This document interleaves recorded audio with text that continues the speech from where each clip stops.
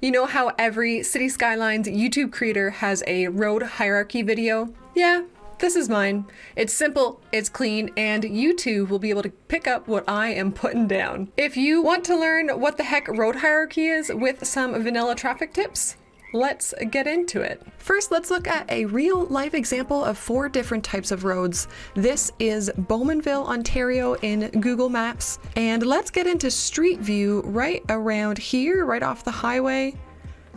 And something happens when you turn all the way around. Behind me, you can see the 401, which is connecting to this arterial road, Bowmanville Avenue. And turning around, you can see where the arterial road meets the collector road, Baseline Road. We just saw the highway road meeting the collector road that is Bowmanville Avenue here. If we were to turn left on Baseline and come down Green Road, we would land right about here. And let's try this trick again. Behind me, you can see the collector road baseline that we saw previously. It's connecting to this kind of collector, kind of local road, Green Street. And if we turn around and scooch down the road a little, you can see a roundabout in the wild that leads into the other local roads and the suburbs. So remember these 4 types of roads as we carry over to City Skylines. We have the highway here, that is the 401. We have the arterial road, that is Bowmanville Avenue. The collector, that is Baseline and kind of Green Road. And the local roads, that is kind of Green Road and definitely all of those other roads where the housing is. As we head into the City Skylines game, I will take a moment to mention that I am not a road engineer. I am not a city planner. I just really love this game and I have the traffic thing figured out. And I'm able to keep in mind that the way that we know and use traffic in the real world is not always the exact same way as the AI will function in the game. Keep that in mind as we go through these steps. That being said, we can make some connections. Remember the Google map of Bowmanville that I just showed you? I can directly relate that for you to these roads. This highway would be the highway that we saw on Google Maps, that was the 401. This arterial road can be compared to Bowmanville Avenue that we saw on Google Maps.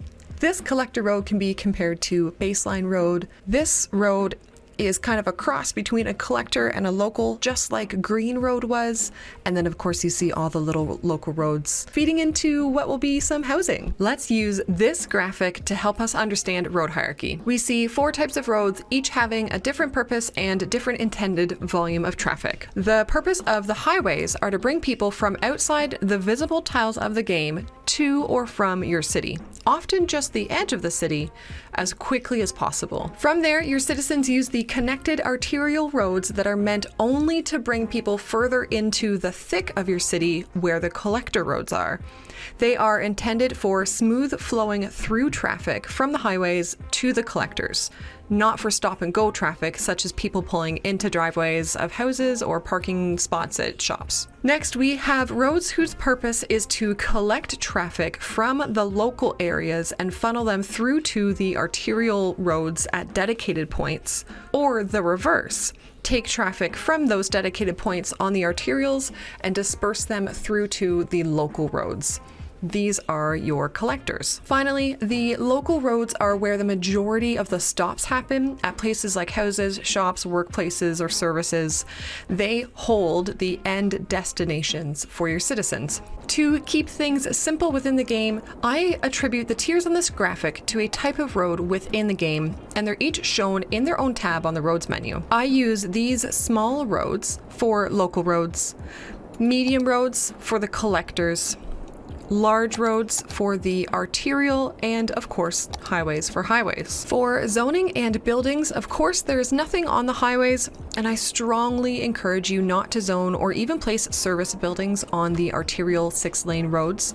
On the collectors or 4-lane roads, I suggest zoning either nothing at all or as little as possible, and if you do, it's best to have it spaced out. I like to put service buildings on these 4-lane roads, and I haven't had trouble with that so far. The local roads or 2 2-lane roads are where 90% of your zoning should occur. Take a second to look over how I've zoned this area. You'll notice nothing on the 6-lane or arterial roads, a small amount on the 4-lane collectors, and everything else on the local roads. You can also notice that there are only a small few connections to the 6-lane arterial road. This is important. Use your collectors to connect in a few spread out places to this big road, then connect to the collectors where you need to, as long as the intersections aren't super close to each other. Within your local roads, you can have pretty close intersections without too much consequence. Just don't overdo it unnecessarily. Now that you've seen the zoning and the reason I put the roads where I put them, let's unpause the simulation and watch this city build in.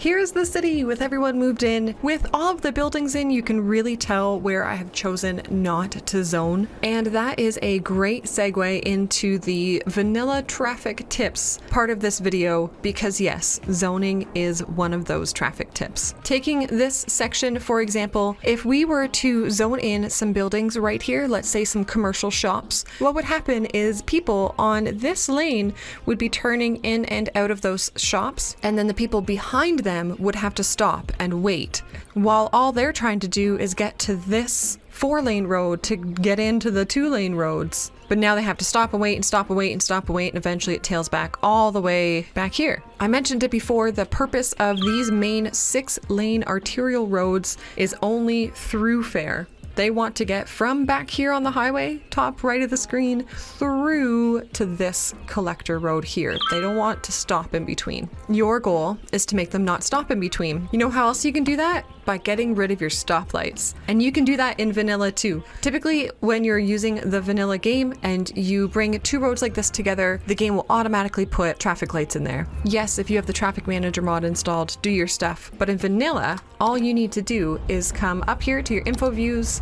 down to traffic routes, junctions, and then click on this stoplight. That will get rid of the stoplight, which is step number 1. Step number 2 is to really consider what I said about it being throughfare.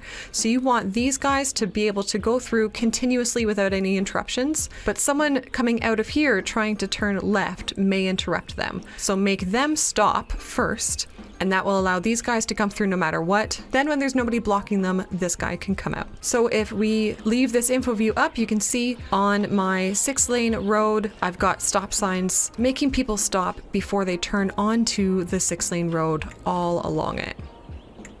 Another vanilla traffic tip, when you're doing bus lines, keep these bus line stops on the local roads, the little 2-lane roads, as much as possible. Let's say this is our industry area, right? And we want the people who live here to be able to get to the industry via this bus line, maybe stop at the shops in between. I'm going to do the bus lines all on these local roads first to gather people from the area.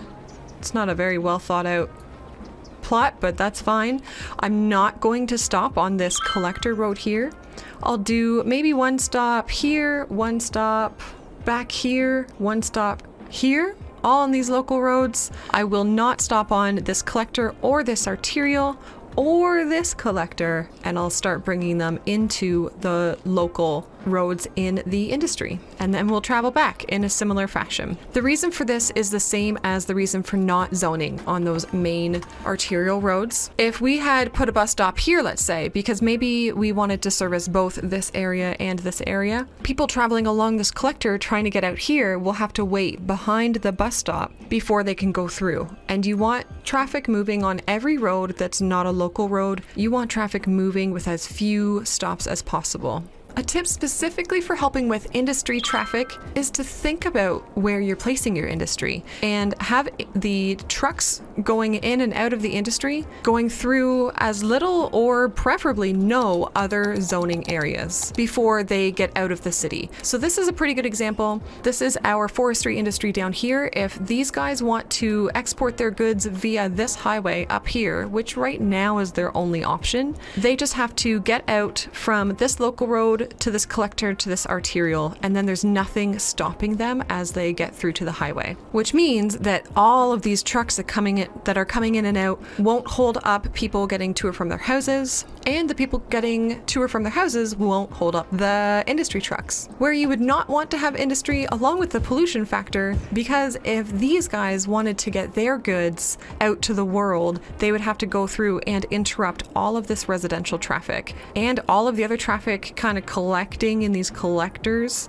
and they would start to clog things up. Here, it's just a simple, uninterrupted route to the arterial roads, and from there it's smooth sailing. That is me explaining road hierarchy in a nutshell. Again, friendly reminder that everything I've explained today is in relevance to the Cities Skylines game. There's certainly some overlap between the game and the real world, but it is not 100%. I hope that you found the traffic tips for vanilla useful. Of course, with mods like Traffic Manager, there are a lot more mechanical things that you can do that will help your traffic, but that is a video for another day. If you had any questions about anything that I said in the video, please leave a comment below. Give the video a thumbs up if you liked it. Subscribe for more, and guys, I will catch you next time. Crikey, we've got a live one. Let's get in a little bit closer.